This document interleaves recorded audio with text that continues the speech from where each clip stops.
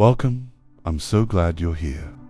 Tonight, we'll journey once more into the world of Norse mythology, where giants and gods walk side by side, where mischief shapes the stars, and where ancient stories drift on the wind like snow over fjords. These are tales for twilight, told softly, slowly, not just to entertain, but to soothe.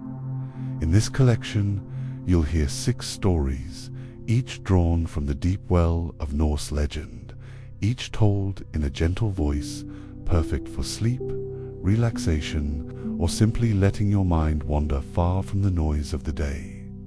We begin with the theft of Idun's apples, a story about trust, temptation, and the golden fruit of youth itself. When Loki is caught in a dangerous bargain with a giant, he gives up the one thing the gods can't live without, Idun and her apples. The gods begin to wither, and Loki must find a way to bring her back before it's too late. It's a tale of consequence, redemption, and a gentle reminder of how even tricksters can make things right. Eventually, next, we follow Thor on the journey to Utgard, a strange and dreamlike adventure into the land of giants. Here, Thor and Loki meet illusions so powerful they seem real. They wrestle with old women, drink from endless horns, and race against thought itself. But in the end, it's not strength that defines the tale, but humility, the quiet understanding that not everything is what it seems. Then we turn to a tale of ambition and cleverness in the building of Asgard's walls. A mysterious builder appears, promising to fortify the god's city in a single season, but only if he can claim the sun, the moon, and Freya herself. The gods agree with Loki's assurance that he'll never finish in time. But when it seems the builder might succeed, Loki must once again shift shape, bend fate, and outwit a horse to undo the deal. This leads us gently to the birth of Sleipnir, the strangest of all steeds. After tricking the builder, Loki finds himself in an unusual situation, transformed into a mare lured into the forest, and later giving birth to Sleipnir, an 8-legged, silver-grey horse who becomes Odin's faithful companion. It's a tale as odd as it is tender, filled with soft footsteps, moonlit glades, and the quiet power of transformation. Our 5th story is Loki and the Salmon, a brief but shimmering tale that takes place after one of Loki's darker deeds. When the gods come hunting for him, he hides in the river, gliding silently beneath the water. But the gods are clever too, and in the end, it's a net and Thor's quick hands that bring the trickster to justice. There's something hauntingly peaceful in the chase, the stream, the surrender, and the knowledge that every river bends back to the sea. And finally, we step into the world of heroes with the saga of Sigurd the Dragon Slayer. In this quiet retelling, we meet Sigurd, brave, quiet, destined. He slays the great dragon Fafnir, wins a treasure cursed by greed, and tastes the blood of wisdom. It's a story of courage, fate, and the stillness that comes after great deeds. One where even the clang of swords fades into silence, and the hero's heart speaks louder than any roar. If these stories bring you comfort, if they help you rest, I'd be truly grateful if you'd take a moment to like the video, leave a comment, and subscribe. It helps others discover these soft tales and supports more nights of myth and peace. So now, settle in, close your eyes, let the noise of the day fall away, and let the old stories begin. Enjoy. Tale 1. The Theft of Idun's Apples. In the radiant realm of Asgard, where the halls gleamed like polished gold and laughter echoed beneath high vaulted ceilings. There was a secret known to all the gods, but to none outside their realm. This secret was the golden apples of Idun, small fruits shimmering with a magical light that kept the gods eternally youthful and strong. Without these apples, even the mightiest of gods would grow old and frail, their powers slipping away like sand. Through fingers, Idun, the gentle goddess with hair glowing like morning sunlight and a voice as soft as the breeze through the leaves, was the guardian of this precious orchard. She nurtured the trees that bore the apples, tending each branch and leaf with care and love. Each day, she harvested the ripe apples and offered them to the gods, who ate them gratefully, feeling the rush of vitality coursed through their veins. One crisp morning, while the gods gathered in their great hall for a feast of roasted meats and sweet mead, Loki wandered restlessly through the dense forests that skirted Asgard. Loki was a god unlike the others, clever, cunning, and always yearning for excitement. He was small and swift, with eyes that flickered like flames, and a mind always spinning webs of mischief. As he wandered beneath the towering trees, their leaves whispering ancient secrets, Loki came upon a shadow moving silently between the branches. It was Tejazi, a giant of formidable size and dark cunning, his eyes gleaming with jealousy and hunger. Tejazi coveted the golden apples and the eternal youth they granted. "I desire what your gods possess," Tejazi said, his voice low and fierce. "The power of your apples will be mine, or I will see all your strength wither." Loki's heart quickened. The thrill of such a dangerous plan called to him, promising challenge and reward. "If I help you, what will you give me?" Loki asked, his lips curling in a sly smile. Tejazi promised treasures beyond imagining knowledge, power, and safety from the wrath of giants. Though wary, Loki's curiosity and desire for adventure overcame his caution, and he agreed to assist in the giant's plan. Later that day, Loki sought out Idun, who was wandering in her orchard, humming a soft song as she gathered the ripe golden apples into a basket. Her skin glowed with health and peace, her eyes bright with kindness. "Idun," Loki said smoothly, "I have found a secret grove deep within the forest. There, the apples are even sweeter, glowing with a magic unlike any you have known.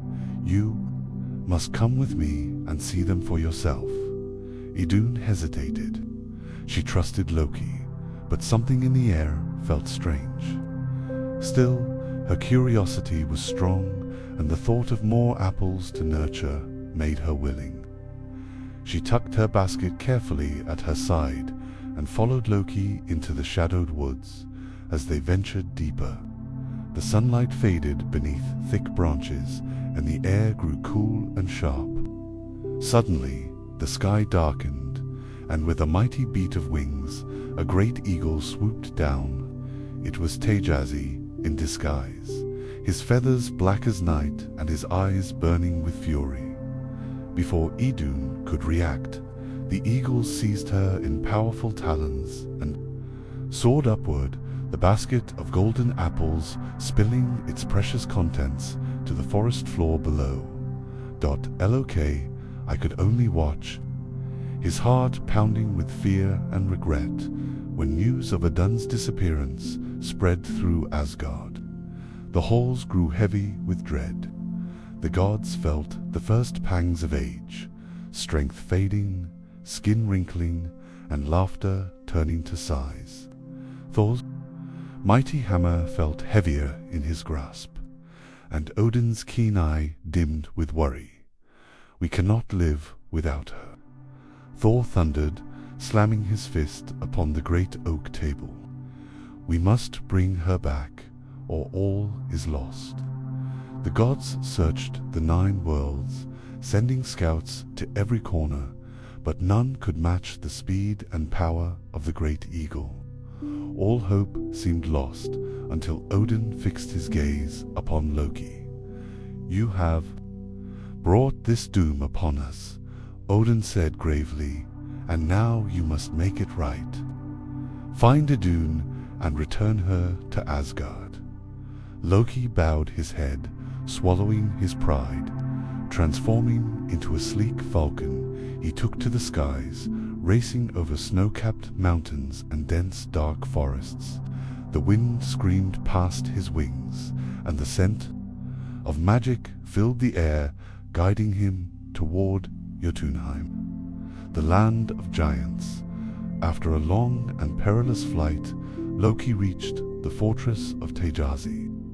The giant sat by a fire, his eyes sharp and unyielding. Beside him, Idun remained captive, her face pale but defiant. Loki whispered his plan to Idun.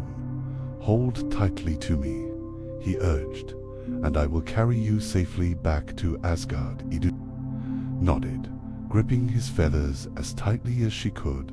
With a mighty leap, Loki launched into the sky, the wind tearing through his feathers. Behind them, Tejazi transformed back into his eagle form, his rage igniting the clouds and whipping the storm around them. The chase was fierce, the air thick with thunder and lightning. Just as Tejazi closed in, Thor raised his hammer high.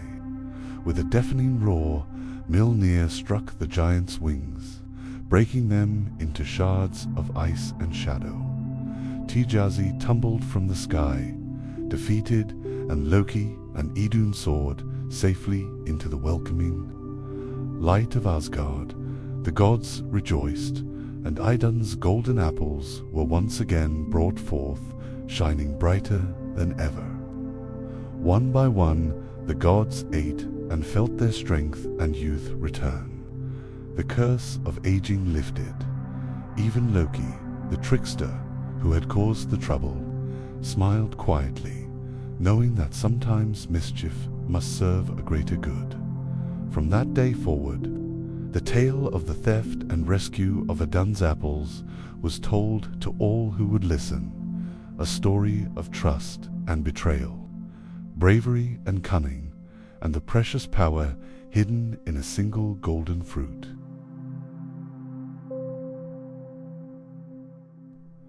Tale to Thor's journey to Utgard, the high sun of Asgard, shone upon golden roofs and banners that fluttered in the breeze like the wings of giant birds. Its light fell upon the vast plains beyond the realm, illuminating forests ancient as Yggdrasil's roots and mountains crowned with snow. Thor, god of thunder, stood at the gates of the city, millennia slung at his side, eyes fixed on the far horizon. Beside him waited Loki, ever smirking, his gaze darting restlessly, and with them were 2 human children, Thialfi and Roskva, siblings, bound to Thor in service after a tale involving a goat's broken bone and a lesson in divine temper. Thor's restlessness had grown in recent days. Tales had reached Asgard of Jotun boasting, and a land where the gods were but whispers, mocked by frost giants in their icy halls. Thor's pride bristled. He resolved to journey eastward, beyond the rivers and forests of Midgard, to a place whispered in old tales, Jotunheim, and more precisely, the citadel of Utgard, the stronghold of the giant king, Utgard-Loki. They traveled long through Midgard, then deeper into wild lands where frost never melted and trees groaned with the weight of unfallen snow. They passed through shadowed valleys and forded cold rivers, the air growing thinner, sharper. At night they made fire, and Thor told tales of battles and monsters, while Loki offered riddles, some wise, some wicked. One night, seeking shelter, they came upon a massive hall. Its walls loomed like cliffs, and its doors stood as tall as a mead hall's roof. Finding no other shelter, they entered and spread their cloaks. But in the deep of night, the hall began to tremble. A sound like thunder rippled through the walls.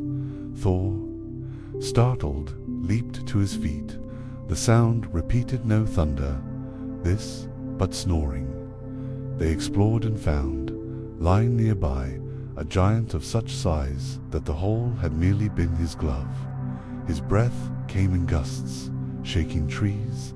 His name, they learned, was Screamia, greeted them lazily when he awoke, seemingly unimpressed by the presence of gods. "Where are you going?" he rumbled. "To what god?" Thor replied. "To see what lies in the halls of giants." "Then let us travel together," Screamia said, stifling a yawn. "I will carry your provisions." And with that, he took their food bag and tied it to his belt. They walked together that day, the giant taking long strides while the others hurried to keep pace. When night fell, Screamia lay down to sleep beneath the stars. Thor, vexed at the giant's arrogance and his own hunger, the food bag, knotted too tightly to open, decided to strike. 3 times that night he lifted mighty Mjolnir and brought it down upon Screamia's skull. The first blow landed with a crack like lightning. Screamia stirred. "Did a leaf fall on me?" he mumbled. Thor blinked. The second blow struck deeper. The giant shifted. An acorn, perhaps. Thor's fury peaked. A third strike fell, sure and furious. Screamia opened one eye. A bird must have nested in this tree. Then he rolled over and resumed snoring. In the morning, Screamia departed, leaving the travelers near the gates of Utgard. What they beheld was a fortress beyond imagining. Walls of ice soared into the sky, battlements glittering like daggers. They passed through gates that groaned open like ancient trees swaying. Inside, they found themselves dwarfed by every inhabitant. Giants lounged in halls larger than temples, feasting with laughter that shook the rafters. Utgaraloki, the king, sat upon a throne carved from glacial stone. He peered down, eyes glittering. "Ah," he said, his voice sly and mocking. "You are Thor. You don't look so mighty." Thor's fists clenched, but he held his temper. "We have come to test ourselves, not to boast." Utgardaloki leaned forward. "Then let us test you, little gods." First came Loki. "I am swift," he said. "Let me race your fastest out." Came a youth named Hugi. At the sound of the horn, they ran. Loki's legs blurred, but Hugi reached the post long before him. Again, and a third time each race ended the same. Hugi's name, they later learned, meant thought, and who could outrun thought itself. Next came Thilfi, the mortal boy. Proud of his speed, he too raced Hugi, and he too failed. Then Thor stepped forward. "Let me drink," he said. "From your largest horn they brought a vessel long as a ship's keel."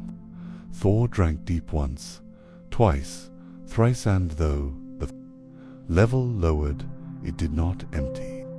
The giants laughed. What Thor didn't know was that the horn drew from the sea, and his draughts had caused the tide to fall. Now, enraged, Thor shouted, "Let me wrestle someone." Utgardaloki gestured, and an old woman approached. "This is Ellie," he said. "Try her." Thor lunged, gripped her arms, but her strength was iron. They grappled and twisted. His muscles strained, sweat dripped. Slowly, painfully, he was driven to one knee. The hall roared. Thor had been bested by age itself, for Ellie meant old age, and none can conquer time. What Loki stood. Your efforts entertain us, but perhaps you are not so mighty after all. Thor's fury boiled, but he said nothing. In the morning, Loki led them outside. You have done well, he said, despite the tricks, for this was all illusion. Screamier was I. The bag you could not untie was bound with magic. The horn drew from the ocean. The cat you tried to lift off, yes, the cat was Jormungandr, the world serpent. You moved it, Thor, and we trembled. Thor's eyes widened. Utgardoloki smiled, thin-lipped. I misled you, for none could face you with truth and survive. Now go, gods. You have seen the power of illusion. Tell none of what you saw, for you would not be believed. They departed as the walls of Utgard faded behind them. Thor's grip on Mjolnir tightened. He had been mocked, fooled. His pride was wounded, but beneath that wound a lesson, Smoldred. As they journeyed homeward through the cold blue light of Jotunheim's endless dawn, silence hung between Thor and his companions. Even Loki, usually restless with clever words, said little. Thialfi and Röskva walked with heads low, the snow crunching softly beneath their boots. Though they were mortals, they too had witnessed the strange magic of Utgarda, place where even gods were humbled. They made camp in a quiet grove where the pines bowed under snow, their branches like frozen hands in prayer. The fire crackled. Low Thor sat apart, eyes glowing like embers. His hammer rested beside him, silent as the stars. Röskva, curious and brave, edged closer. Thor, she asked in a voice small as birdsong, was that truly magic in Utgard? Thor did not answer at first. Then, without looking at her, he said, yes, magic as old as the mountains, illusion strong enough to bend truth. It is a kind of power I do not like. Loki chuckled softly. You don't like what you can't smash, that's all. Thor's brow furrowed. Aye, that's part of it. Then he turned to the children. But it's more than that. In battle, one sees one's enemy, axe, sword, Claters, honest, but in Utgard, everything was hidden. My strength was used, yet made small. I drank the sea, lifted the serpent, and still they laughed. That is a power worse than muscle, the power to make you doubt your own. Thialfi spoke next. But you did move the serpent. You made the sea fall. Even if they tricked you, the truth was greater. Thor smiled faintly.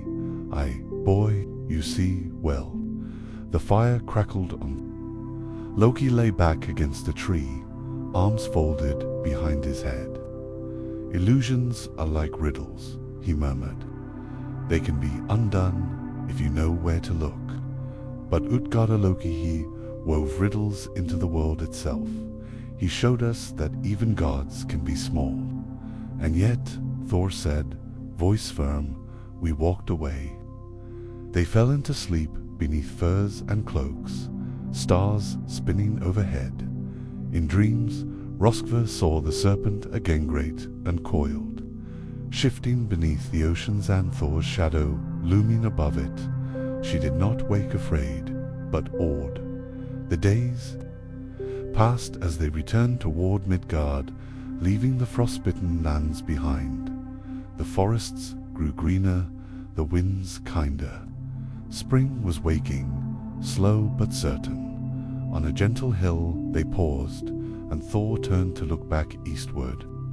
His eyes narrowed, though no walls of Utgard could be seen from here.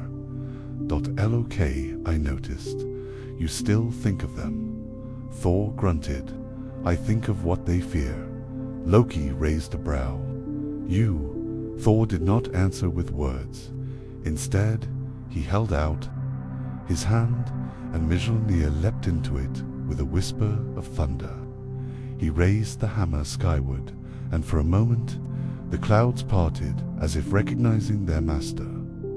"Utgard hides behind riddles," Thor said, "but one day riddles will not be enough." Loki laughed. "Let's just hope they don't come asking your riddles." Thor. Thialfi, ever eager, tugged at Roskva's sleeve. "Do you think we'll ever go back there?" Roskva shook her head. "I think they'll come to us." And though none said more, each felt it, a tremor beneath the earth, a deep and patient stirring, as if the world remembered what Thor had done. So they returned at last to Asgard, crossing the Bifrost, where Heimdall stood watchful as ever. He nodded once, quietly, as if he too had seen the weight that now rested on Thor's shoulders. In the days that followed, the tale was told around fires and meat balls. Children whispered it under blankets. Warriors repeated it before battle. Not all believed it. Some said it was just another of Loki's tricks. But others saw a truth behind the tale. They remembered that even when gods were fooled, they had not been broken. And they remembered this most of all, that somewhere far to the east, beyond the edge of maps, in a fortress made of shadow and snow, giants still stirred and spoke in hushed tones of the day Thor moved. The serpent, the hammer had fallen once. It would fall again, and when it did, the world would shake.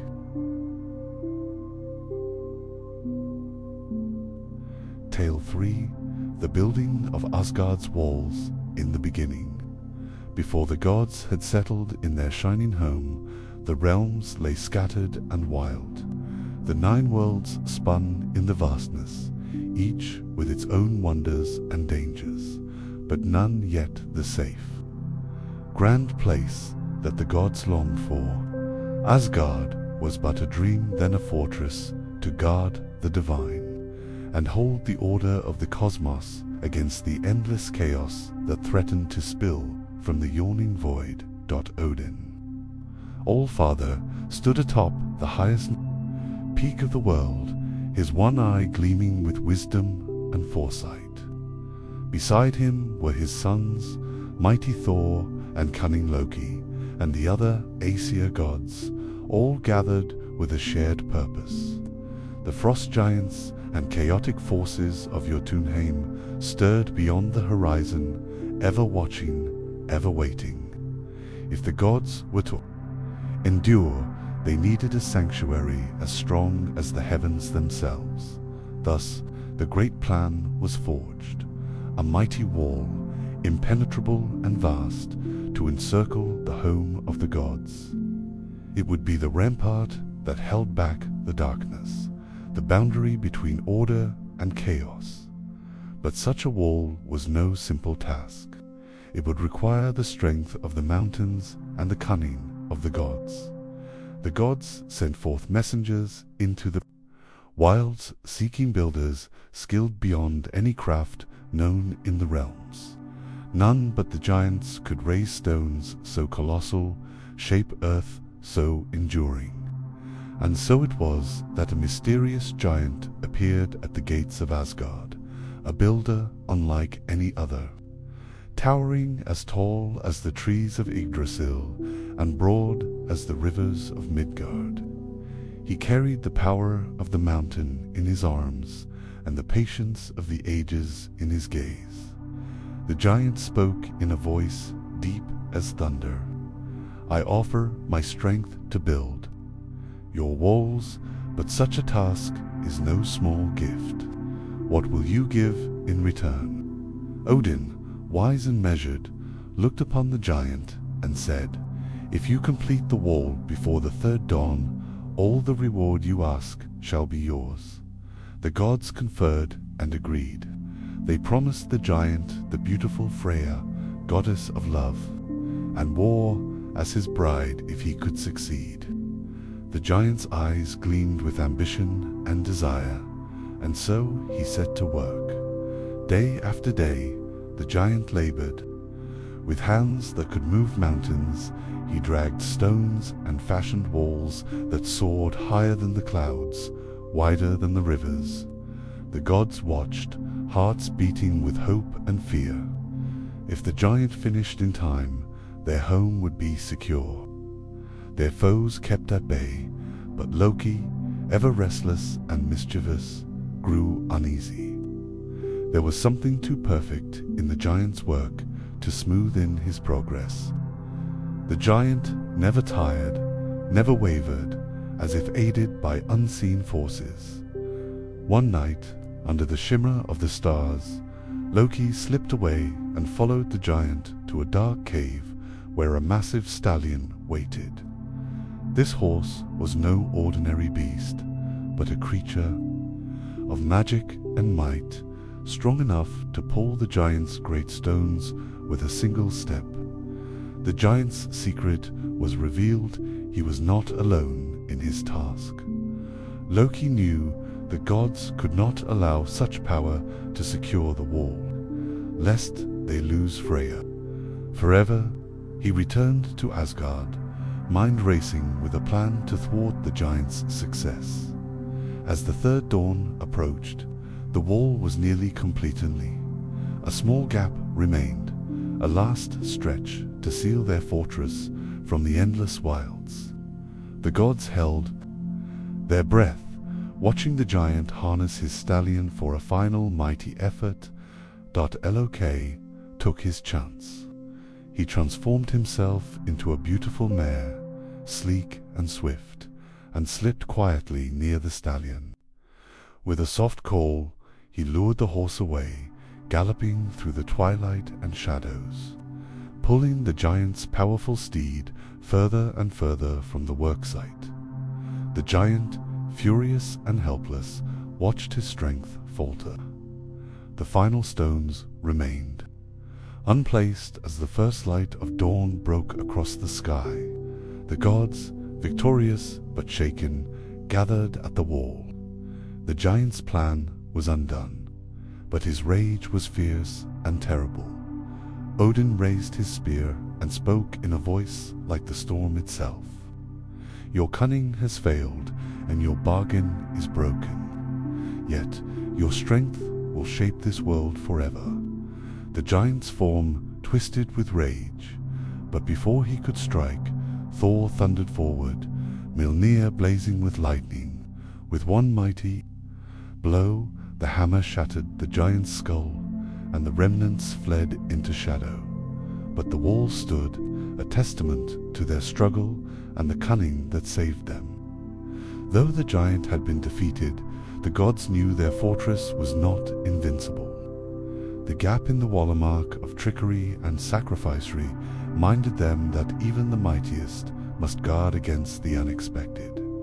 And so Asgard rose, surrounded by walls born of strength, guile, and sacrifice, a beacon against the dark chaos beyond. The gods returned to their halls, knowing that their battles were far from over, but secure within the walls that held the heavens. Though the wall was incomplete, the gods took heart in its towering presence. The stones glistened in the sunlight, as if forged from the very essence of the mountains. Yet the story of the giant's task and Loki's cunning would echo forever in Asgard's halls, whispered between the golden pillars and sung by skalds through the ages. But the gods did not rest. Odin, the All-Father, sought to understand the deeper meaning behind the giant's strength and the secrets hidden in the stallion's might. He called upon Mimir, the guardian of wisdom, whose well of knowledge was endless. Mimir spoke of ancient forces that shaped the world through craft and cunning, strength and trickery. You cannot build a fortress, Mimir said, without the balance of power and wisdom. Strength alone is not enough, nor is guile without foundation. The walls you build are not only stone and earth, but the trust and unity of the gods themselves. Thor, standing tall, clenched his fists. Then we must grow stronger, and the bonds between us must never falter. No foe, no trickster, no giant shall break what we have begun. The gods agreed, knowing their fortress was as much a symbol of their unity as a defense against their enemies. But tales spread beyond the borders of Asgard, carried on the winds to Jotunheim, and beyond the giants watched, some with anger, others with grudging respect, for even in defeat there was awe. Among the frost giants, a figure moved silently. Giantess with eyes like frozen stars and a heart that burned with a fierce desire. She spoke with her kin of the trickery that had saved Asgard, but also of the power hidden within the walls, power that could be claimed. The giantess, named Skadi, daughter of the mountain god Tejazi, vowed to seek her own place in the story of the walls. She was neither holy friend nor foe, but a force of nature, wild and relentless. Meanwhile, within Asgard, Freya herself pondered the fate she had narrowly escaped. Though promised as bride to the giant, her loyalty remained with the gods, but her heart was touched by the vastness of the worlds beyond. Her domain of love and war was a bridge between light and shadow, and she knew the walls would one day face tests beyond stone and magic as days turned to weeks. The gods continued to build not just the walls of their city, but the bonds between themselves and their allies. They called upon dwarfs, master smiths, and craftsmen to forge gates of iron and gold, enchanted with runes that whispered protection and strength. Loki, ever the trickster, remained a figure of uncertainty. Though his trickery had saved Asgard, his loyalty was questioned. The gods watched him closely, knowing that the line between friend and foe could blur as easily as smoke. The tale of the walls became a story told in many ways, of power, of sacrifice, of cunning. It was said that the wall itself held within it the echoes of the giant's hammering and the stallion's mighty hoofbeats, a living reminder that the world was shaped by both force and wit. And so Asgard stood, a fortress of gods and legends, its walls a testament to the eternal struggle between chaos and order. The gods knew their fight was never truly over, but within those walls they found strength to face the coming storms. As the seasons shifted and the days grew shorter, a shadow fell over Asgard. The giants of Jotunheim, stung by the gods' defiance, and the towering walls that barred their way conspired in secret. Whispers traveled on icy winds, carried through frozen forests and over jagged peaks, reaching the ears of the most cunning and dangerous among them. Their leader, a giant named Rungner, whose heart was as hard as the mountain stone he called home, vowed to challenge the gods once more. Rungner was no ordinary giant. He was forged in the fires of the earth's core, tempered by centuries of battle and the bitter cold of the northern wastes. His hammer, a weapon of unmatched power, could shatter mountains and sunder the skies. Hearing of the new walls, he laughed a deep, rumbling sound that echoed through the valleys like thunder. If the gods think stone and magic can protect them, they are fools, he growled. Let us see if their walls can stand against the might of Ragnar. Word of Ragnar's threat reached Odin, who gathered the gods in council beneath the branches of Yggdrasil, the world tree. The air was thick with tension, for the gods understood that this was no ordinary test, it was a reckoning. If the walls of Asgard fell, the realms would be thrown into chaos, and the balance between order and chaos would tip dangerously. We must prepare, Odin declared, his one eye gleaming with determination. Our walls may be strong, but it is our courage and unity that will defend them. Thor, you will face Ragnar. You, with your hammer, will be the shield of Asgard.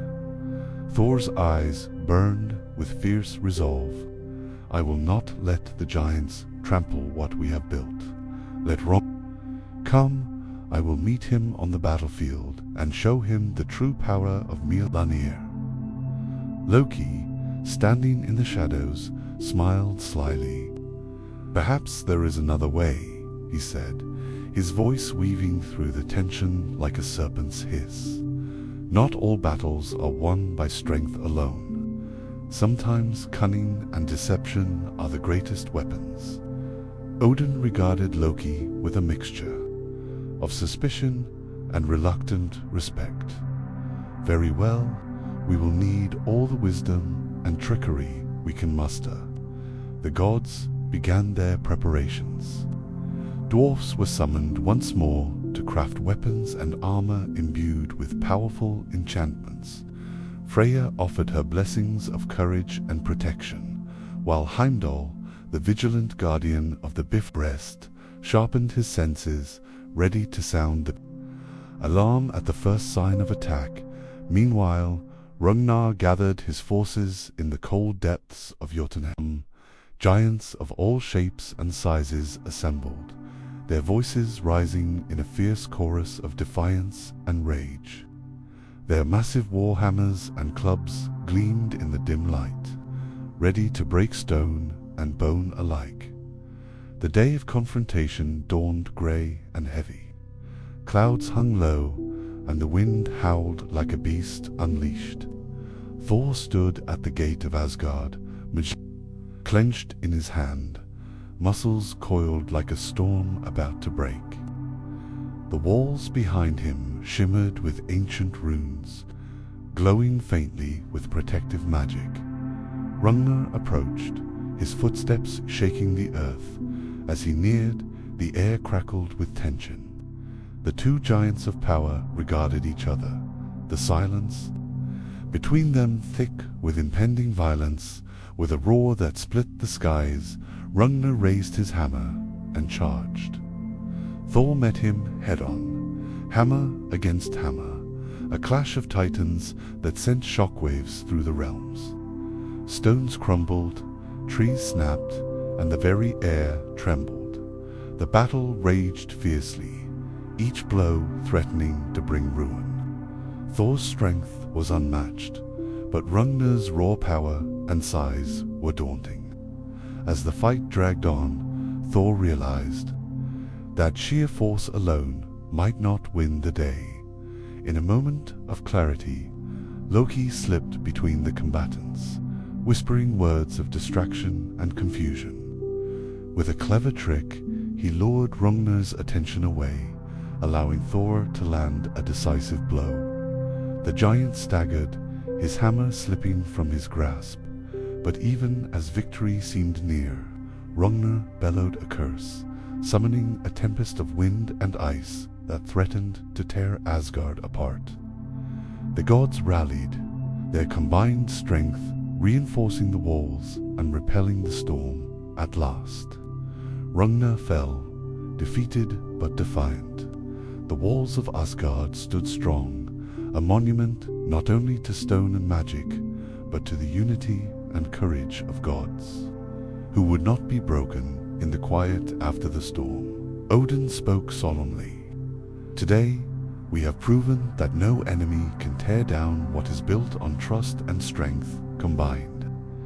But the world is ever changing, and new threats will come. Thor, breathing heavily but victorious, nodded. We are ready.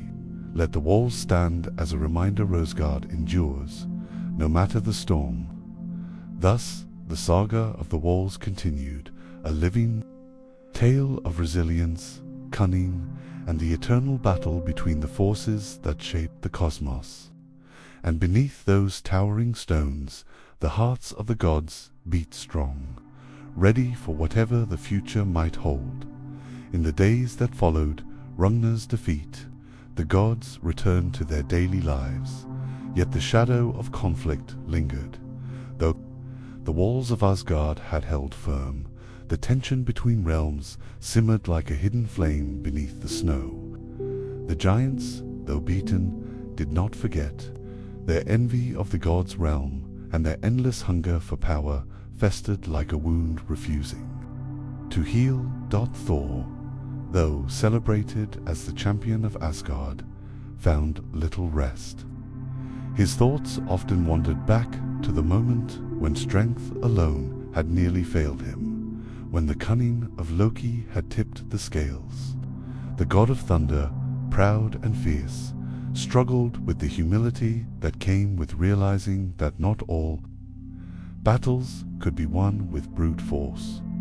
One evening, as the amber light of sunset spilled over the golden halls, Thor stood upon the ramparts, gazing toward the distant mountains of Jotun. The wind tugged at his red cloak, carrying with it whispers of an ancient prophecy, a warning spoken in the runes carved deep into the stones of the earth. Odin approached silently, his one eye glinting in the fading light.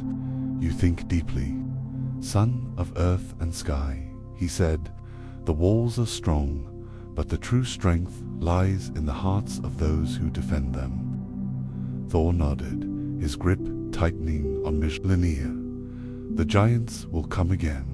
Their hunger is endless, and so must ours be, not for war, but for wisdom, Odin replied. The realms are bound together by more than stone and magic. They are bound by the stories we tell, the bonds we forge, and the choices we make. As the night deepened, Loki slipped into the hall, his ever-present smirk replaced by a rare seriousness.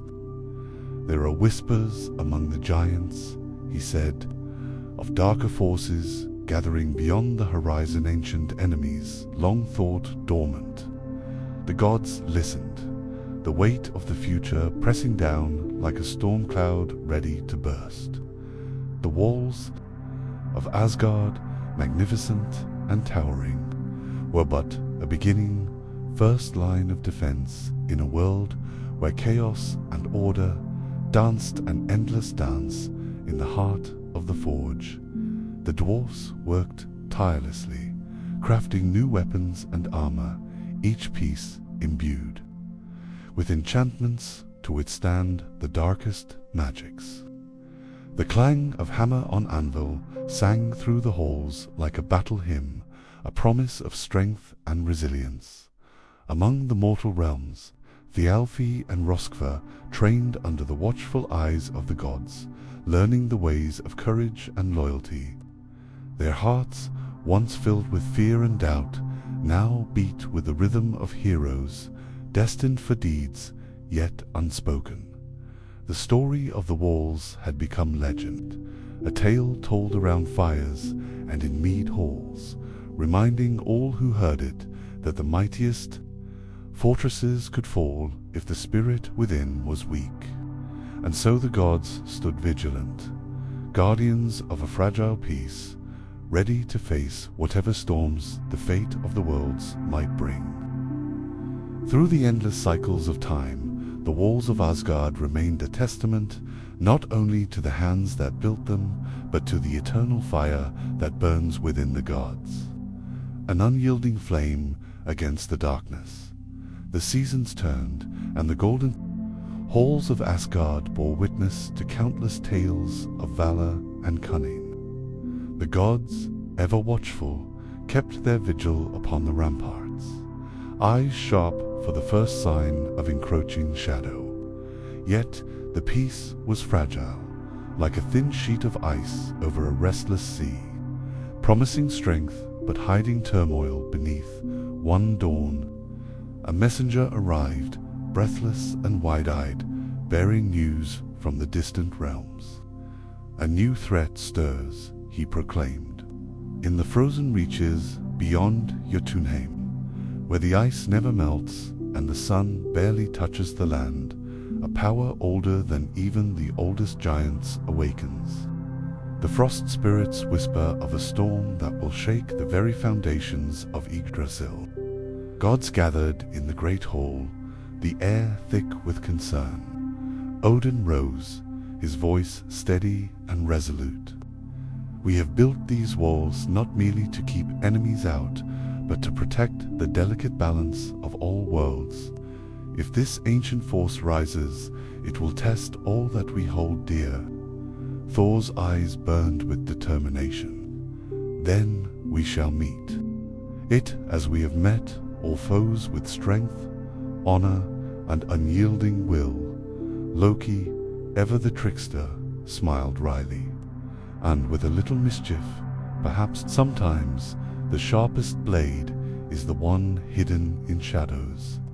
The days that followed were filled with preparation. The gods sought counsel from the Norns, the weavers of fate, whose threads glimmered with the potential of many futures.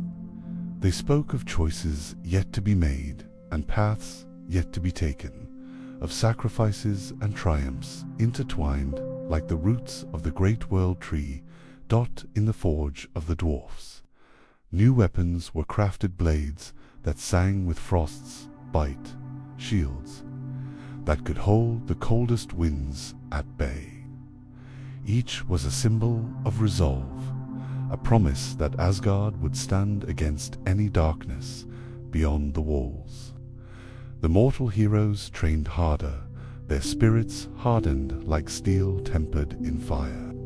Thialfi and Roskva, once mere children, now moved with the grace and strength of those destined for legend.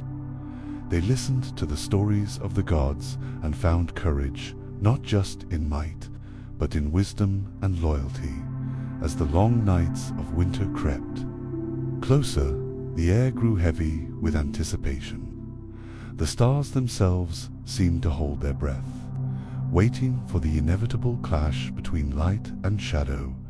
And when the first storm came, fierce and relentless, it was not just the wind and snow that howled. It was the cry of destiny, calling the gods to stand firm, to defend all that was sacred, and to remember that even the mightiest walls are built upon the unbreakable spirit within. The storm raged, a tempest of ice and fury that tested every stone of Asgard's mighty walls. The gods stood unyielding, their spirits blazing brighter than the fiercest lightning, their resolve as solid as the ramparts they had forged.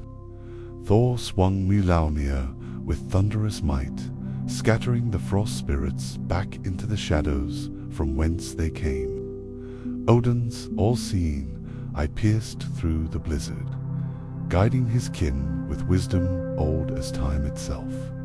Even Loki, with his cunning and craft, wove illusions that turned the tide, confusing the frost and buying precious moments.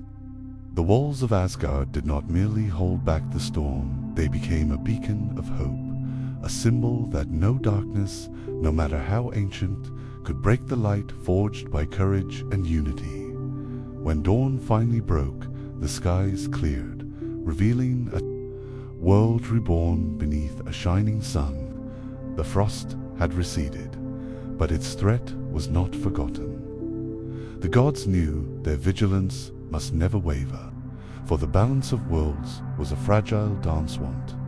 They were sworn to protect with every breath, every strike, every heartbeat dot, And so Asgard's walls stood tall, not only as stones piled high, but as the embodiment of a promise that as long as gods and mortals stood together, no shadow could ever truly conquer the light.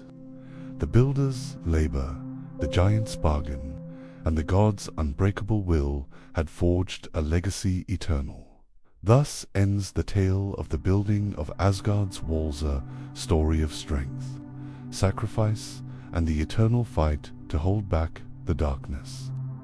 May it live in the hearts of all who cherish courage and hope, whispered forever in the winds that sweep across the 9 worlds. Tale 4. The Birth of Sleipnir. The time when the worlds were young and the great halls of Asgard gleamed with untarnished light.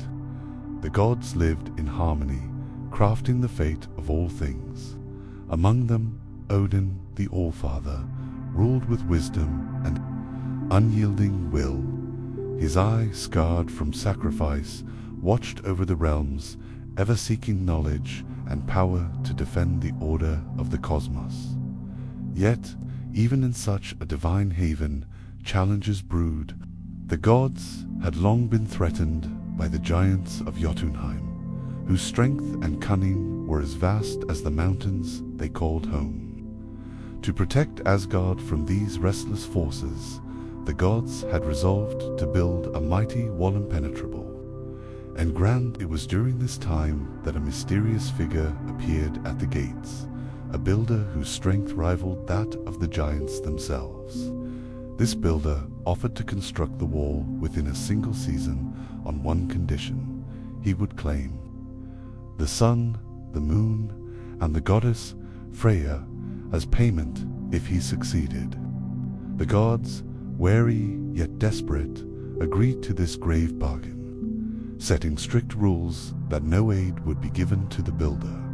But as the builder worked day and night, his monstrous stallion, a creature of terrifying power and speed, labored beside him, carrying stones and timber with ease. The gods, realizing their folly, saw that they might lose what was most precious to them. It was Loki, ever the trickster, who hatched a plan to save Asgard and its treasures. Transforming himself into a mare, he lured the stallion away from the worksite, disrupting the builder's progress. Furious at the loss, the builder revealed himself as a giant and fled. But Loki's guise had not been without consequence. For in his form as the mare, Loki bore the stallion's offspring, 8-legged, foal-born from a union of guile and wild power. This foal was Sleipnir, destined to become Odin's steed, swift as thought and stronger than the winds. Sleipnir was no ordinary horse. From his 8 legs came an unmatched speed that seemed to defy the very laws of the worlds. His coat shimmered like moonlight on water, a silvery sheen that marked him as a creature born of both mischief and might. When Odin mounted Sleipnir, the steed could gallop faster than the wind, leap across realms, and travel between the worlds with a grace and power no other could match. The birth of Sleipnir was a symbol of the complicated dance between gods and giants, for trust and betrayal, of cunning and strength. Loki, though often the source of trouble, had unwittingly given the gods a gift beyond measure. Sleipnir carried Odin into battle, and on secret quests, becoming the All-Father's trusted companion, a link between the mortal and the divine. As word of Sleipnir spread among the gods and the creatures of the 9 realms, many marveled at the strange and wondrous nature of this steed. Even the giants whispered in awe, for no creature had ever been born from such an unlikely union, half trickster, half beast, and entirely legendary. Odin, wise as ever, saw in Sleipnir more than just a means of swift travel. He saw a symbol of balance, the blending of chaos and order, of the unpredictable and the steadfast. Riding Sleipnir, Odin could traverse the dark shadows of Hel, the fiery lands of Muspelheim, and the deep forests of Midgard, gathering secrets and shaping destinies. Sleipnir's presence changed the very fabric of Odin's journeys. No longer constrained by the boundaries of time and space, Odin could slip between worlds as easily as breathing. From the highest halls of Asgard to the darkest depths of Niflheim, Sleipnir carried him swiftly and silently, a ghost on 8 legs. The gods watched with admiration and sometimes with envy as Sleipnir galloped across the sky, leaving trails of silver light in his wake. But the horse was more than just a swift mount. It was a bridge between the realms, a living reminder of the strange power that could emerge from the union of godly cunning and giant strength. Loki, who had once caused chaos and strife by tricking the stallion Svadilfari away from the builder, now found himself bound to this magnificent creature, his own son, born from a moment of desperate magic and transformation. The irony was not lost on the gods or the giant builder who had vanished in the night. Thwarted but not forgotten. Yet, despite the mystery surrounding Sleipnir's birth, the horse was embraced as a gift, a symbol of how even the most tangled webs of deceit could give rise to greatness. Odin's trust in Sleipnir was complete, and the horse became a symbol of power, mystery, and the ever-shifting balance between worlds. As time passed, Sleipnir's legend grew among gods and mortals alike. Tales were told of the horse's incredible speed, how it could outrun the winds themselves, and even cross the shimmering Bifrost Bridge without a single hoof striking its radiant strands. Odin's journeys became ever more swift and secretive, as Sleipnir carried him to counsel with the Norns, weaving fate beneath Yggdrasil's boughs, or to confer with the wise Mimir by his well of knowledge. But Sleipnir was no mere beast of burden. The 8 legs symbolized balance and stability amid chaos. The union of opposing force is giant and god, deception and loyalty, earth and sky. His form was both majestic and otherworldly, a living emblem of the mysteries that entwined the 9 worlds. Loki, watching from shadowed corners and hidden places, felt a strange pride in his 8-legged son. For all the tricks and mischief that had led to Sleipnir's birth, here was something truly remarkably, a creature who transcended the ordinary, who could carry the All-Father across realms as no other could. And though Loki remained a figure of cunning and chaos, his bond with Sleipnir was unlike any other, silent acknowledgement that even the wildest of schemes could produce moments of unexpected wonder. As the years flowed onward, like the rivers that carved the lands of Midgard, Sleipnir became inseparable from Odin, the All-Father whose wisdom and power shaped the fate of gods and men alike. Together, they traversed the vast expanses of the 9 worlds, racing across frozen tundras where the auroras danced like spirits, soaring through skies heavy with thunderclouds, and descending into shadowed realms where silence reigned and secrets slept beneath the roots of Yggdrasil. Sleipnir's 8 legs carried Odin swiftly and surely, a symbol of the connection between worlds and the harmony that must be maintained among them. In the great halls of Valhalla, warriors who had fallen in glorious battle spoke in hushed tones of the horse who bore their lord faster than the wind, a steed unlike any other in all the cosmos. The story of Sleipnir, born of mischief and necessity, of deception and surprising creation was passed down through generations. It reminded all who heard it that even in chaos there is a spark of greatness, a potential for marvel and wonder that can shape destinies. Loki, ever the trickster, had woven a tale of transformation and magic through Sleipnir's Bertha tale that would echo through the ages, inspiring poets and skalds, warriors and dreamers alike. And through it all, Sleipnir galloped on, living thread in the tapestry of Norse myth, forever bound to the All-Father and the endless journey across worlds seen and unseen. And so, the birth of Sleipnir remains a story of mystery, power, and the unexpected gifts that can arise from even the wildest of schemes, a tale that reminds us all that sometimes the most extraordinary things come from the most unlikely beginnings. Tale 5. Loki and the Salmon. The river whispered ancient songs as it wound its way through the dense forest, carrying secrets in its currents. Tall pines stood sentinel along its banks, their needles rustling softly in the breeze, and the air was thick with the scent of moss and damp earth. The sun filtered through the canopy, casting flickering patches of light that danced on the water's surface. This was no ordinary river, it was a living artery of the world, pulsing with magic older than the gods themselves. Loki stood at the water's edge, the coolness of the stream lapping at his feet. His sharp eyes gleamed with mischief and determination.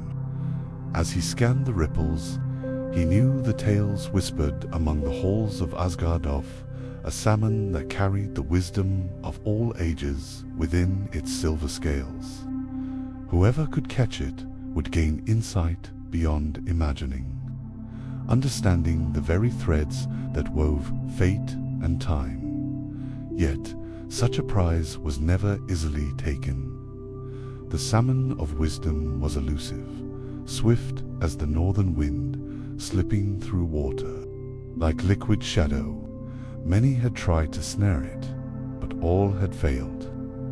Loki, however, was no ordinary seeker. His mind was a labyrinth of cunning, and his fingers deft as a weaver's. With a sly smile, he dipped his hand into the river, feeling the chill of the current swirl around his skin. The salmon surfaced, its body gleaming like a shard of the moon, eyes bright with the light of untold knowledge. It leaped, twisting in the air, mocking Loki's grasp. The god moved quickly, his hands slicing through the water, but the fish was a blur, darting just beyond reach. Undeterred, Loki began to chant softly, words in a tongue older than the roots of Yggdrasil. The river stilled, the currents slowing. As if listening, the salmon paused, its eyes meeting Loki's with a knowing glint. This was no simple struggle of strength, but a contest of wills and wits. Loki's voice grew stronger, weaving enchantments that shimmered like the dawn. He spoke of secrets hidden in the depths, of the wisdom locked within the salmon's heart, urging it to yield. The fish flicked its tail, sending ripples outward, challenging the god's claim. It was a dance as old as time, between seeker and the sort. At last, with a sudden surge, Loki's hand closed around the salmon's slippery tail. The fish fought fiercely, thrashing and twisting, its scales scattering droplets of water like scattered stars. The river roared with the battle, and the forest seemed to hold its breath. For a moment, time itself seemed to pause, the clash of cunning and wild freedom, suspended between the god's grip and the salmon's desperate will. Loki tightened his hold, feeling a strange power course through him, a mingling of knowledge, ancient and wild, flowing from the fish's very being. Yet, in that power lay a warning. The salmon's eyes glimmered with a depth that spoke of mystery and danger, of wisdom that could not be chained without cost. Loki, ever aware of the precarious balance between control and chaos, knew that he held something both precious and perilous. The river whispered again, and the salmon's body glowed faintly, as if calling to the depths from which it came. Loki's smile deepened, for the game was far from over. The god of mischief had caught the salmon of wisdom, but the true challenge was only beginning. The grip of Loki on the shimmering salmon was firm, yet careful not a crushing hold but a binding of intent. The fish's scales sparkled like molten silver under the dappled sunlight, each flicker reflecting a fragment of the vast knowledge it bore. Loki felt an electric hum running from the salmon's slick skin through his fingers, a current carrying the secrets of rivers long forgotten, of times before the gods themselves had taken their thrones in Asgard. He could sense the salmon's will, fierce and unyielding, a creature born of elemental wildness and the eternal flow of fate. It was not merely a beast to be caught and held, it was a living symbol, a vessel of the world's deep wisdom, protected by ancient enchantments woven into its very flesh. And yet, Loki, the master of guile and cunning, had captured it. The river's gentle murmurs had now transformed into a low, steady roar, as if the very water itself was rallying to defend its sacred charge. Trees bent slightly as the wind stirred, leaves whispering warnings to the sky. In that moment, Loki realized this was more than a personal victory. It was a challenge against forces far greater than himself. Forces guarding the flow of knowledge that even the gods feared to fully possess. As the salmon thrashed, trying to escape, Loki's mind raced. To unlock the wisdom within, he would need to soothe the ancient power locked in the fish's heart, to coax secrets from it without breaking the delicate balance of nature. With a practiced calm, Loki knelt by the riverbank, the cold earth grounding him even as his thoughts soared. He spoke softly, words laden with meaning, weaving a charm as intricate as the finest tapestry. The river shimmered, the salmon's struggles slowed, and slowly the creature ceased its frantic dance. Its eyes, deep pools of liquid intelligence, met Loki's gaze. For a moment, god and fish existed as equals in a sacred communion, one seeking knowledge, the other guarding it. From the depths of the salmon's mind came visions, rushing torrents of memory and prophecy. Loki saw the birth of worlds in swirling mists, the weaving of fates by the Norse, and the subtle dance of cause and consequence that bound all things. He glimpsed the future's fragile threads, shimmering faintly at the edges of his perception, yet impossible to grasp fully. Yet, amid the grandeur of revelation, Loki sensed the peril. To possess such knowledge was to court madness and despair, for the truths hidden in the currents of time were as unforgiving as they were profound. The salmon was not a mere prize, it was a guardian, a threshold between the known and the unknowable. Loki smiled then, a slow, enigmatic curl of lips. His eyes gleamed with the thrill of discovery and the shadow of risk. He understood that wisdom was not a gift to be seized, but a covenant to be honored. With reverence, he loosened his grip, allowing the salmon to slip from his hands and dive back into the river's embrace. The fish vanished beneath the ripples, leaving behind a silence that echoed with the weight of what had transpired. Loki remained kneeling by the water's edge, the lessons of the salmon etched into his soul like runes carved in stone. He knew this encounter would mark him forever. A secret flame kindled in the depths of his being. Rising, Loki looked toward the horizon where the forest gave way to distant mountains. The world had shifted, subtle but undeniable, as if the river had whispered a truth meant only for him. And so, with the sly grin of one who walks the edge of chaos and wisdom, Loki vanished into the shadows of the woods, carrying the salmon's gift, both a blessing and a burden. Deep within his heart, Loki's footsteps were light as he slipped through the dense forest, the leaves rustling softly beneath his feet like whispers of the unseen. The weight of the salmon's wisdom settled deep within him, a quiet storm of knowledge that stirred restless thoughts and cunning plans alike. The encounter had changed him, yet Loki was no stranger to transformation.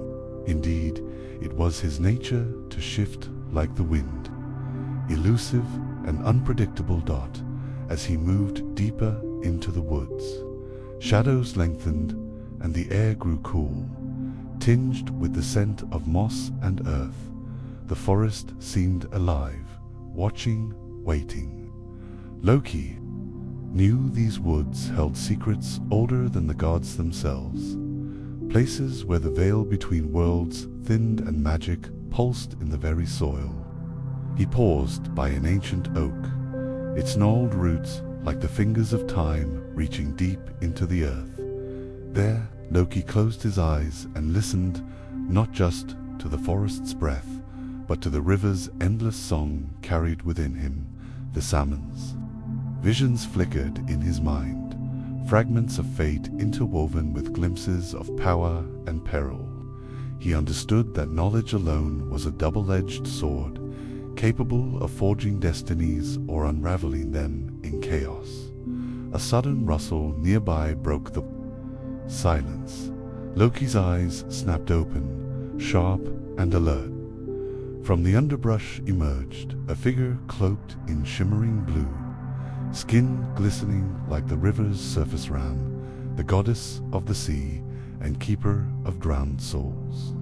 Her eyes, dark and fathomless, held a mixture of curiosity and caution as she regarded Loki.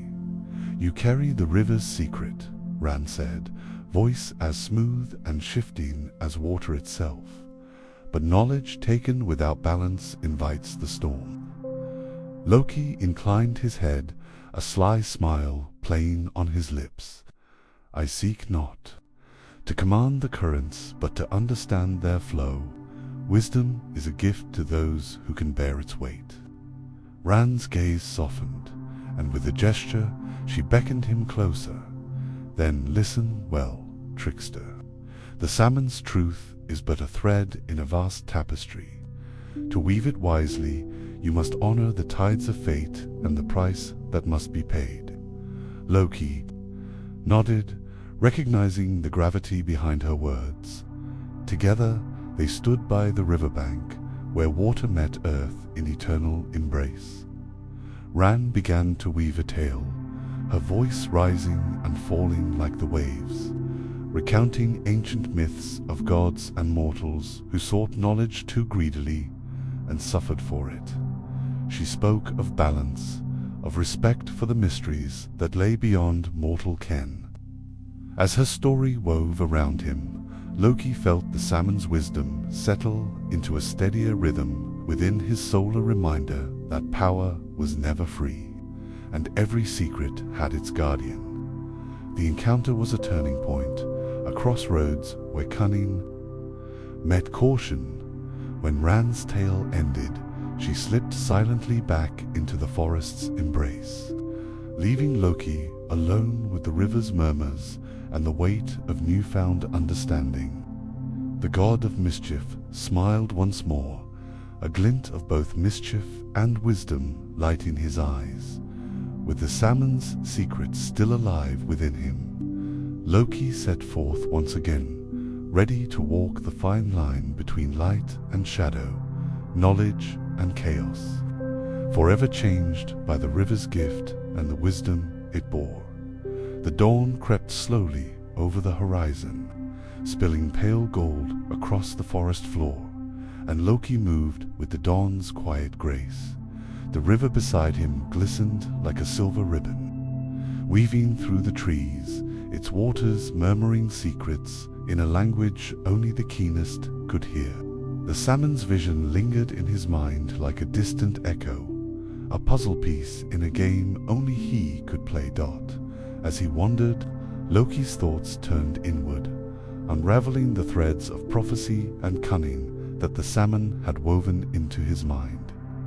The knowledge was intoxicating power wrapped in riddles, promises of control over the shifting tides of fate. Yet beneath it all lay a warning. Subtle but unyielding, wisdom taken without respect could unravel the very fabric of existence. Loki's feet led him to a secluded glade, where sunlight filtered through the canopy in golden shafts, painting the earth with light and shadow. In the heart of the glade stood a small pool, its surface as still as glass, reflecting the sky above and the twisted branches surrounding it. Loki knelt by the water's edge and gazed deeply into the shimmering depths. The pool seemed alive, shifting subtly as though it breathed with a life of its own, and as Loki watched, the water began to ripple, images swirling beneath the surface, visions of past and future, of gods and giants, of battles fought and destinies yet to unfold. The river's gift was a window, but one that showed both clarity and confusion, truth wrapped in illusion. Suddenly, a ripple disturbed the surface, and from the depths emerged a creature unlike any Loki had seen, a great water serpent, scales glistening like polished jade, eyes glowing with ancient wisdom. It coiled gracefully, a silent guardian of the pool's mysteries. You seek the river's secrets. The serpent's voice was a low hiss, echoing within Loki's mind rather than spoken aloud. But knowledge is a current that can carry or drown. Loki smiled, unfazed. I am no stranger to currents, nor to the risks they bear. Tell me, serpent, what is the true cost of the wisdom I carry? The serpent's eyes narrowed. The cost is balance. For every secret uncovered, a shadow must fall. For every power gained, something else is lost. The river flows forward, but the tides always return. Loki nodded, feeling the weight of the serpent's words settle like stones in his heart. He knew well that the paths he chose were treacherous, that the webs he wove could ensnare not just others, but himself. With a final glance into the reflective pool, Loki rose and turned away from the glade, the serpent's warning echoing behind him. The river's wisdom was a gift, but also a challenge. To wield it wisely, he must balance cunning with caution, power with humility. As he disappeared into the forest's embrace, the morning light caught the glint of his eye, sharp, knowing, and forever changed by the secrets of the salmon and the silent serpent guarding the river's heart. Loki, ever the clever trickster, had long delighted in testing his wits against gods and mortals alike. But even the gods could sometimes outmatch him, though never without a chase, a twist, and plenty of cunning. One day, as the gods of Asgard gathered by the river where the water ran cold and swift, a strange event unfolded that would teach Loki a lesson about patience, craft, and the limits even a god must face. Loki's trouble began when a magnificent salmon appeared in the river, its scales shimmering like molten silver, eyes bright as stars, and its strength fierce beyond any fish the gods had ever seen. This was no ordinary salmon, rumor said it was the very embodiment of wisdom and cunning, a creature born from the depths of the well of Mimir, where knowledge flowed eternal.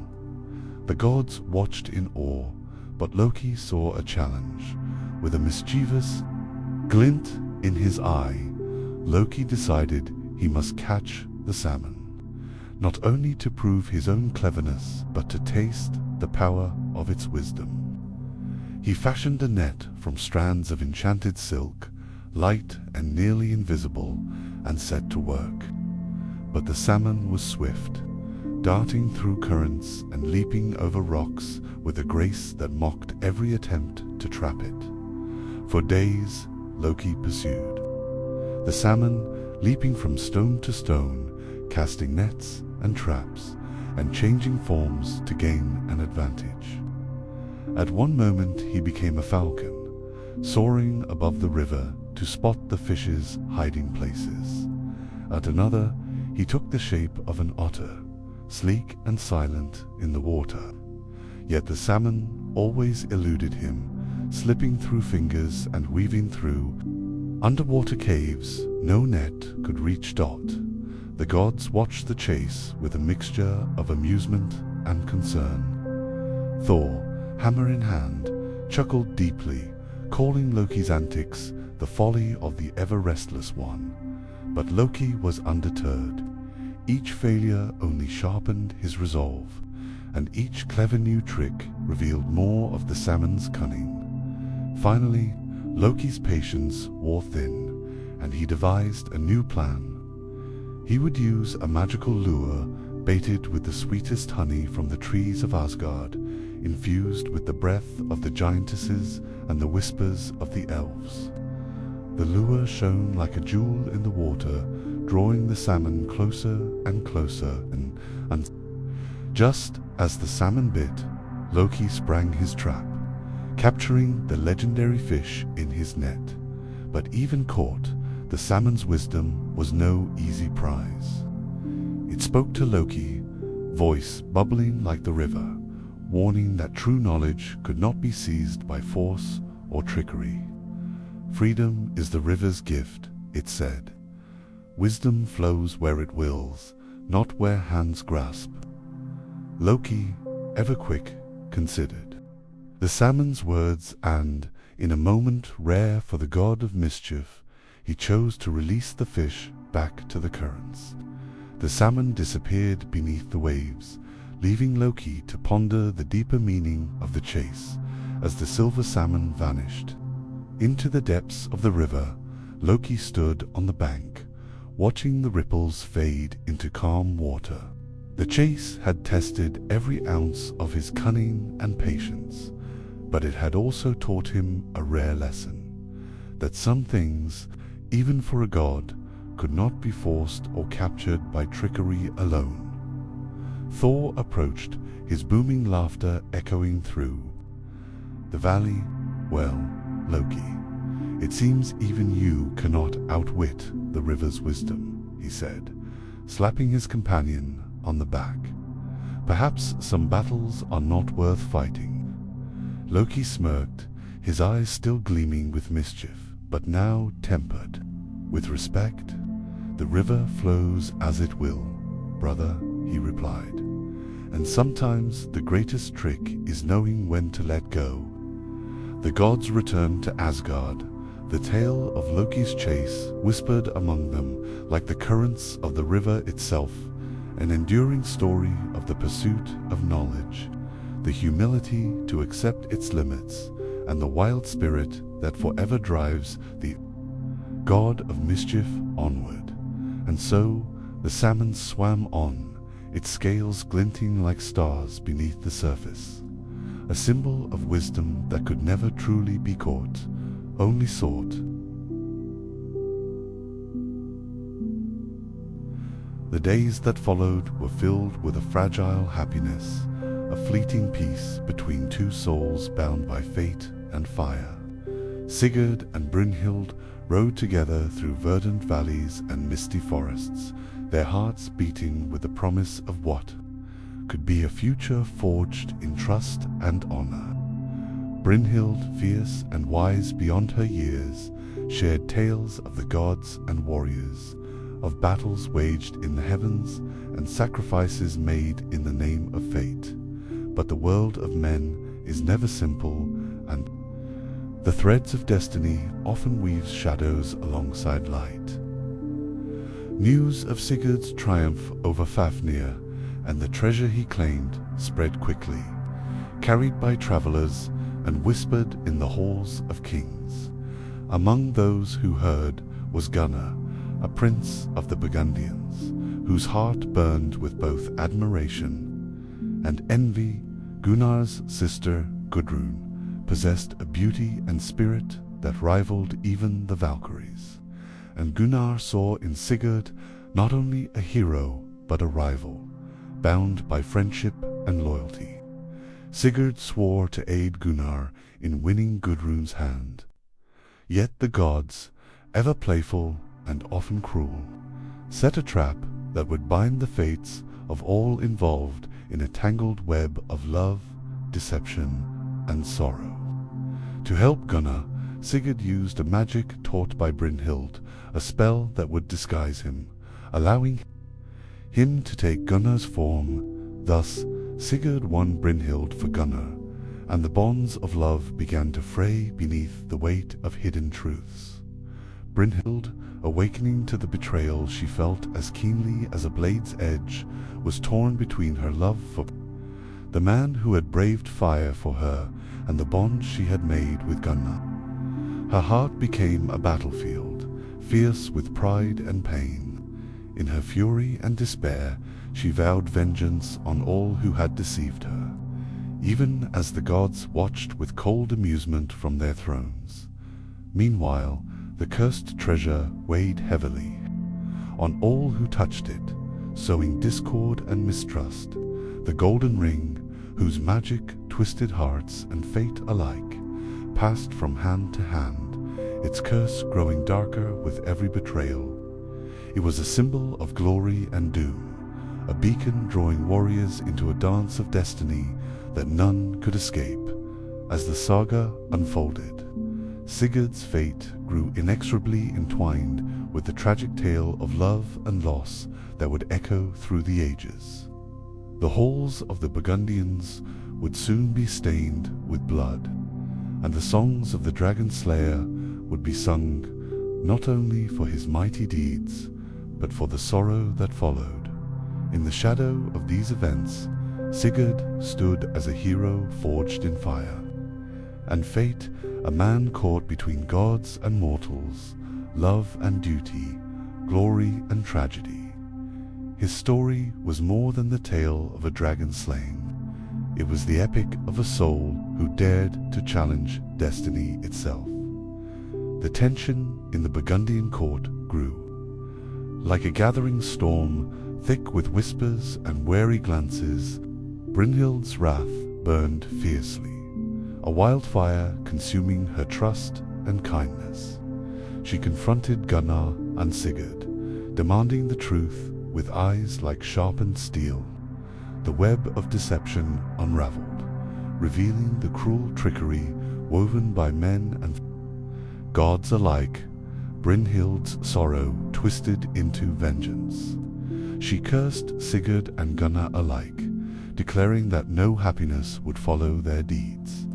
Her voice, once soft with love, now carried the chill of doom, sealing the fate of all entwined in the bitter saga. The bonds of friendship shattered, and the court became a place where loyalty was a fragile thread, ready to snap. Sigurd, heart heavy but unyielding, sought to protect those he cared for even as the curse took hold. His valor and honor shone brightly, but the shadows lengthened, and betrayal lurked close. The cursed ring passed hands again, a silent harbinger of the tragedies yet to come. Gudrun, caught between love and grief, wept for the hero she had married and the peace that slipped further from reach. Her sorrow echoed the fate of many women. In the sagas, strong yet broken by the tides of fate and war, the final chapters of the saga played out in blood and fire. Battles erupted within the Burgundian halls, kin turned against kin, and the echo of steel rang through the night. Sigurd's mighty sword, Gram, sang its last song as the dragon slayer fell victim to treachery, his life extinguished like a flame in the wind. Yet even in death, Sigurd's legacy endured. Songs of his bravery and tragedy spread beyond the borders of kingdoms, carried by skalds and bards who wove his tale into the fabric of legend. His story became a mirror reflecting the eternal struggle of heroes, the fight not only against monsters without, but against the darkness within. And so the saga closes, a testament to the power of fate, love, and sacrifice. Sigurd the Dragon Slayer remains immortal in the hearts of those who dare to dream of glory and the price it demands. The aftermath of Sigurd's death cast a long shadow over the lands. The once proud Burgundian kingdom fell into chaos, its rulers torn apart by grief and revenge. Gunnar and Hogni, brothers bound by blood and honor, struggled to hold the kingdom together, but were soon caught in a whirlwind of betrayal themselves.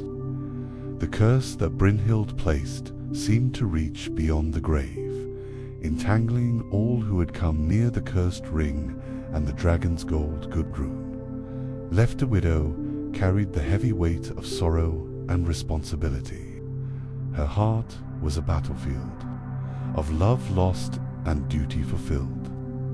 She bore children who would one day seek to reclaim their family's honor, but were also destined to suffer under the dark legacy that Sigurd's story had left behind. In her quiet moments, she would remember the hero's laughter, his courage, and the tragic fate that had silenced it. The treasure hoarded by the dragon Fafnir became a symbol of greed and ruin, its curse weaving through generations. Kings and warriors who sought its gold found only misery and death.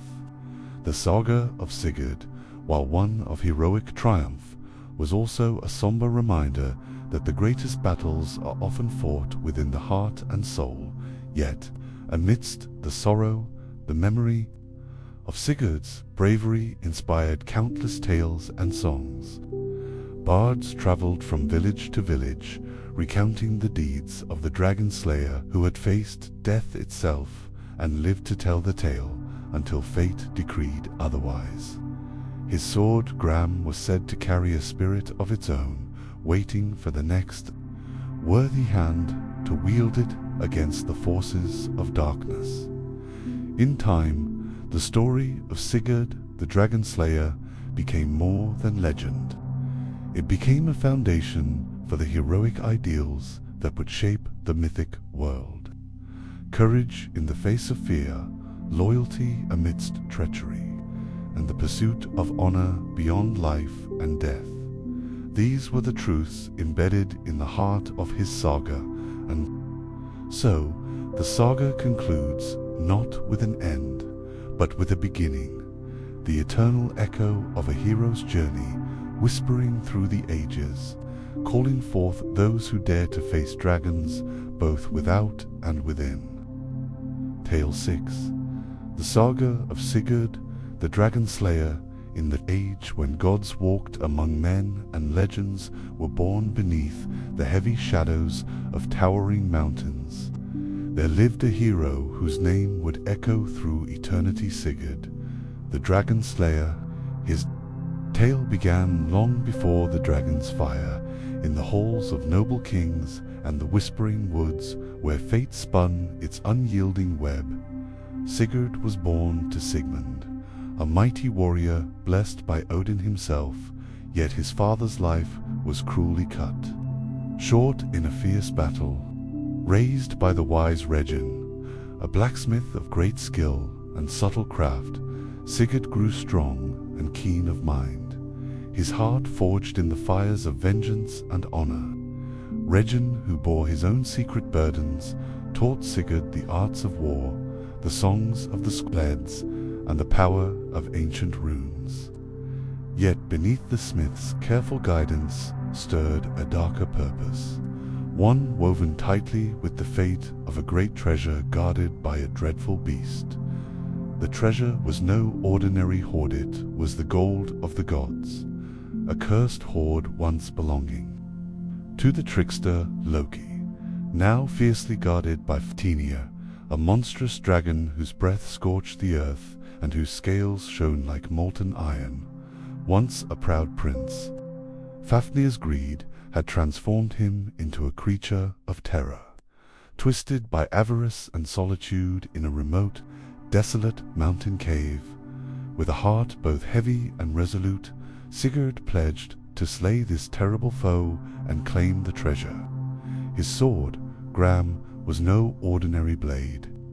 It was a sword reforged by Regin from fragments of ancient steel, sharp enough to cleave the very fabric of fate.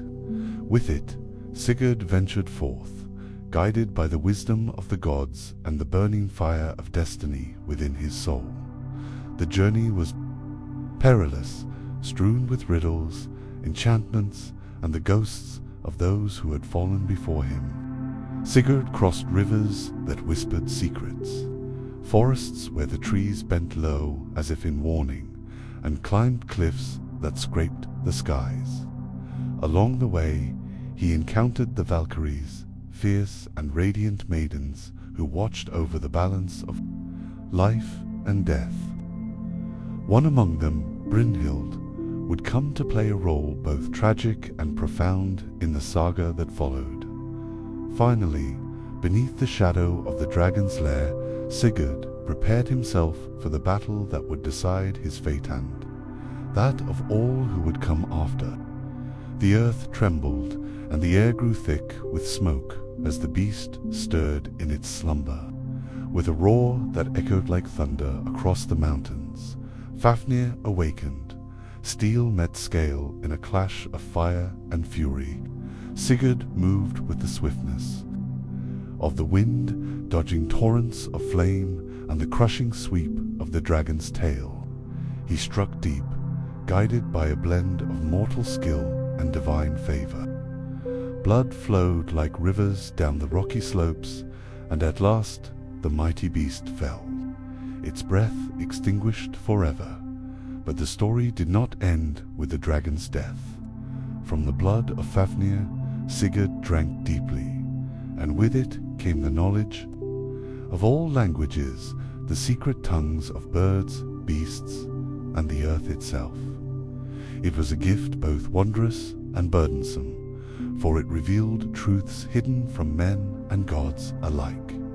Regin's true intentions soon surfaced. His desire for the treasure was not shared for its glory, but for power. A betrayal brewed in the shadows, and Sigurd's sharp mind and brave heart would soon be tested anew, not by dragons, but by the treacheries of men and gods entwined in the complex web of fate.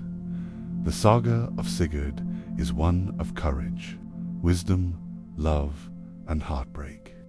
It is a story of a hero who, though destined for greatness, walks the thin line between light and shadow, forever remembered as the dragon slayer whose deeds shook the foundations of the world.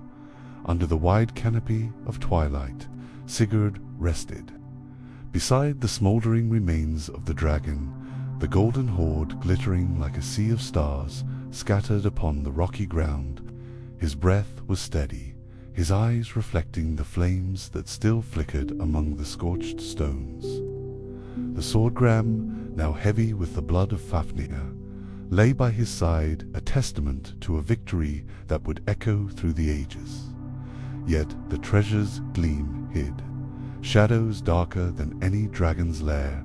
Regin, who had once been Sigurd's mentor, and foster father revealed his true colors beneath the cloak of friendship. His heart, twisted by greed, saw not a hero but a pawn to be used to claim the dragon's gold for himself. Whispering promises of power, Regin urged Sigurd to surrender the treasure, claiming it rightfully belonged to him as the forger of Gram and the Slayer's guide. But Sigurd, wiser now from the dragon's blood and the wisdom it granted, saw the treachery in Regin's eyes. He understood the old blacksmith's hunger was no different from the curse that had turned Fafnir into a beast. The treasure, shimmering with gold and jewels, carried a doom that tainted all who sought it.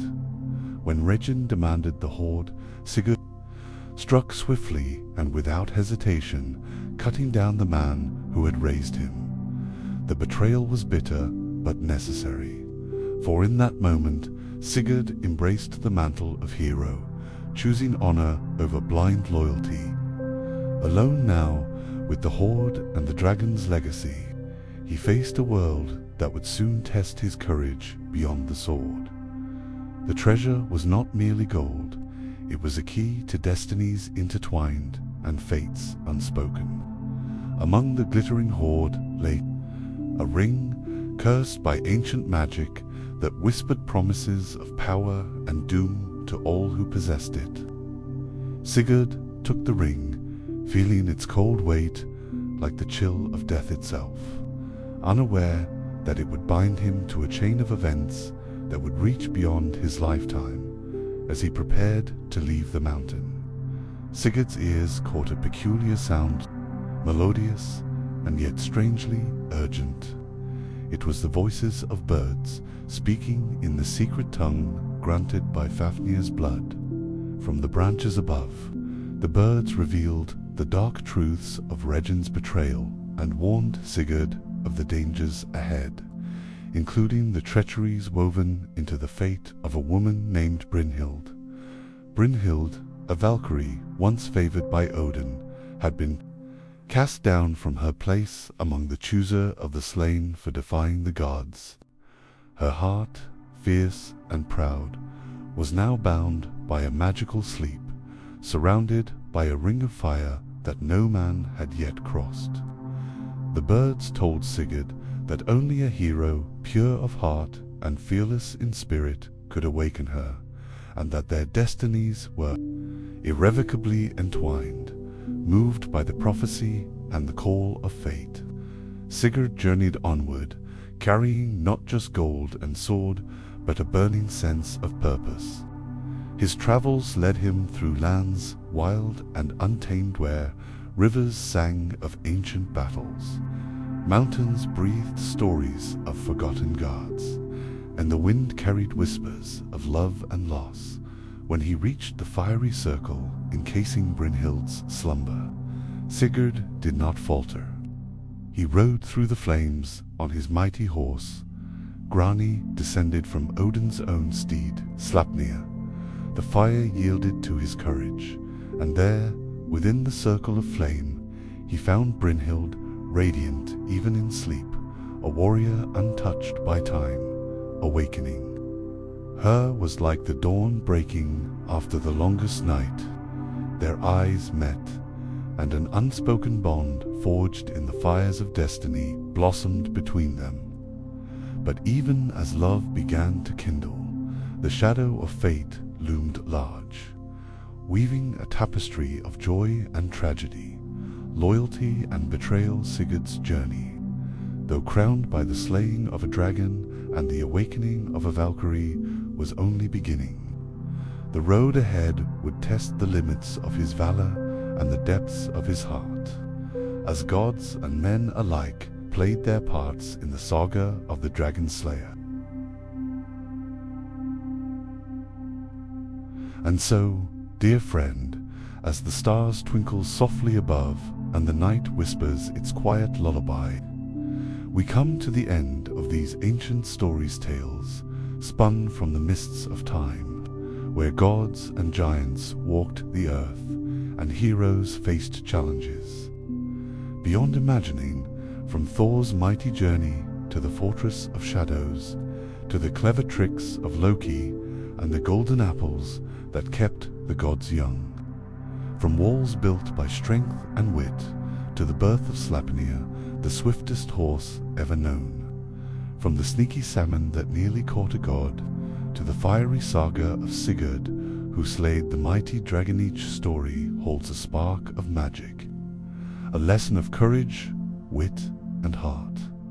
Remember, these stories are not just about battles or trickery. They are about the power of hope, the strength of friendship, and the mysteries that live in every shadow and every dream. So now, as you close your eyes and drift gently into sleep, imagine the halls of Asgard shimmering in the moonlight, the whisper of ancient winds carrying the laughter of gods, and the promise that new stories await just beyond the horizon. Good night, and may your dreams be filled with wonder and the brave spirit of heroes.